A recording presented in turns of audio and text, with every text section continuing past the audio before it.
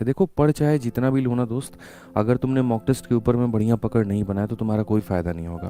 तुमने काफ़ी सारे टॉपर्स की वीडियो देखे होंगे जहाँ पर तुमने सुना होगा कि मॉक टेस्ट लगाओ, मॉक टेस्ट लगाओ, मॉक टेस्ट लगाओ, लेकिन वो मॉक टेस्ट लगाने का तरीका क्या है? तो सबसे पहले हम लोग उसके ऊपर में 2-4 मिनट चर्चा कर लेते हैं, फिर उसके बाद में हम क्वेश्चंस के ऊपर में चलेंगे और तब हम सारी बातों को समझेंगे, ठीक है? अब देखिए यहाँ पर मॉक टेस्ट की आवश्यकता क्यों कही जाती है। देखो, अगर मानो कि मैं एक एस्पिरेंट हूँ नॉर्मल सा मेरे भाई यहाँ पर, और मैं मैथ्स को मान लीजिए कि यहाँ पर 1 घंटे पढ़ रहा हूँ, तो अगर मैं मैथ्स को 1 घंटे पढ़ रहा हूँ तो ज़्यादा से ज़्यादा कितने क्वेश्चन लगाऊंगा? 20 क्वेश्चन लगाऊंगा या 30 क्वेश्चन लगाऊंगा हद से हद। या अगर मानो मैं इंग्लिश पढ़ रहा हूँ तो लगभग इतना ही क्वेश्चन हो गया।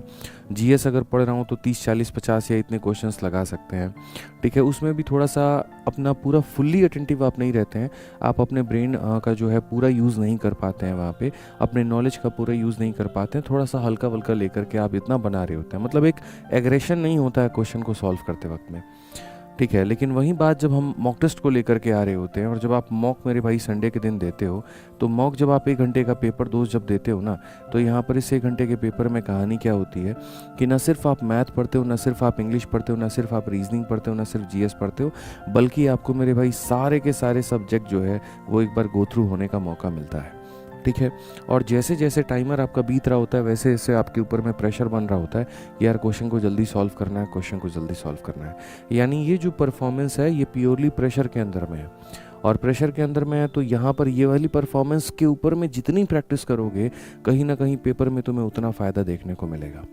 तो एक एस्पिरेंट का अगर 50, 60, 70% तक सिलेबस अगर कंप्लीट हो जाता है तो उसको मॉक टेस्ट देना शुरू कर देना चाहिए, ठीक है? तो 2 बातों के ऊपर में हम चर्चा करेंगे। पहली बात कि मॉक टेस्ट कब देना है, दूसरी बात मॉक टेस्ट कैसे देना है, और तीसरी बात बाद में उसको एनालाइज कैसे करना है। 3 से 4 मिनट का वक्त लेंगे आपसे और आपकी सारी बातें क्लियर करेंगे। पहली बात मेरे भाई यहाँ पर मॉक टेस्ट कब देना है ये हम आपको बताते हैं। मॉक टेस्ट मेरे भाई यहाँ पर जो है जब आपका 50 से 60% सिलेबस हो जाता है तब आप मेरे भाई यहाँ पर संडे के दिन, तब आप यहाँ पर हर संडे को सिर्फ एक मॉक टेस्ट लगाओ, सिर्फ एक, बस बात ख़त्म यहाँ पे।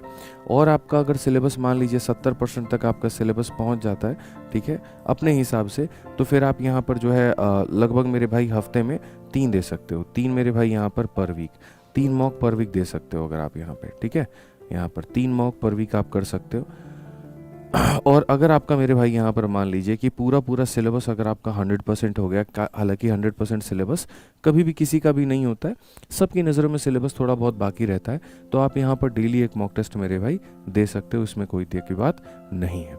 ये आपका मेरे भाई पहली बात तो तरीका होना चाहिए कि सर अगर मेरा इतना हो गया तो मैं ऐसे दूंगा, 70% हो गया तो हफ्ते में 3 मॉक टेस्ट देंगे, और पूरा हो गया तो लगभग डेली एक मॉक टेस्ट देंगे ही देंगे, ठीक है? अब यहाँ पर उसके बाद में मॉक टेस्ट देंगे, क्यों देंगे मेरे भाई यहाँ पर, उसके फ़ायदे क्या हैं, व्हाट आर द बेनिफिट्स यहाँ पे। अगर हम बात करें फ़ायदे को लेकर के, तो देखो सबसे पहली बात, जब यहाँ पर तुम मॉक टेस्ट देते हो तो जैसे मानो अगर तुम डेली मॉक टेस्ट दे रहे हो या फिर ऑल्टरनेट तरीके से दे रहे हो, तो पहली बात यहाँ पर आप ट्रैक के ऊपर में रहते हैं, आप ट्रैक से ज़्यादा बाहर नहीं भटकते हैं। आपको ये पता है यहाँ पर कि ये मेरा सिलेबस है, मुझे इतना पढ़ना है। जब आप मॉक टेस्ट देते हो आपको दिखता है यहाँ पर चोल साम्राज्य से क्वेश्चन आया है, मुगल से ऊपर क्वेश्चन आया है, दिल्ली सल्तनत के ऊपर में क्वेश्चन आया है, तो आपके मन में बाद बाद ये हिंटर होते रहता है कि यार मुझे ये पढ़ना है। जब आप मॉक टेस्ट में कोई ऐसी वोकैबुलरी देखते हैं जो आपको लगता है अरे यार कल ही किताब में इसको देखी थी लेकिन मैंने छोड़ दिया था, स्किप कर दिया था कि ये तो उतना इंपॉर्टेंट नहीं है, ठीक है, लेकिन अभी मैंने देखा ये क्वेश्चन आया यानी पेपर में आ सकता है, और आ सकता है तो यानी ये मेरे लिए पढ़ना बहुत ज़रूरी है,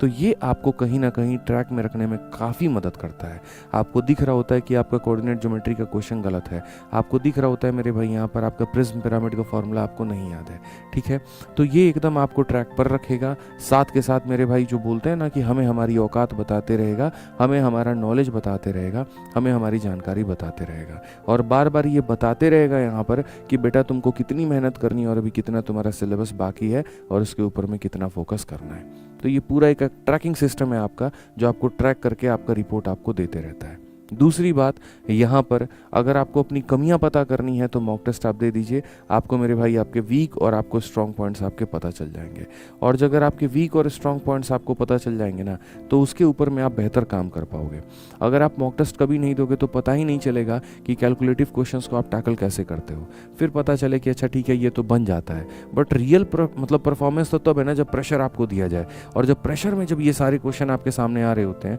जब वहाँ पर नहीं बनता है तो महसूस होता है आज अगर मेरी ये स्थिति है तो पेपर में मेरी स्थिति क्या होगी। इस बात की कल्पना करके आप उसके ऊपर में काम करना शुरू करते हैं और तब जा करके आपके अंदर धीरे धीरे निखार आने लगता है। ठीक है, तो ये बहुत बेनिफिट्स होता है मॉक टेस्ट के यहाँ पे, तो इसको देना ज़रूरी है। अभी आप लोगों की जो स्थिति है उसके हिसाब से मुझे लगता है संडे के दिन एक मॉक टेस्ट दो। इसमें भी लोग मेरे से पूछेंगे सर किसका मॉक टेस्ट देना चाहिए। देखो बहुत सारी कंपनीज़ हैं, सब अपने जगह पर बेहतर करती हैं।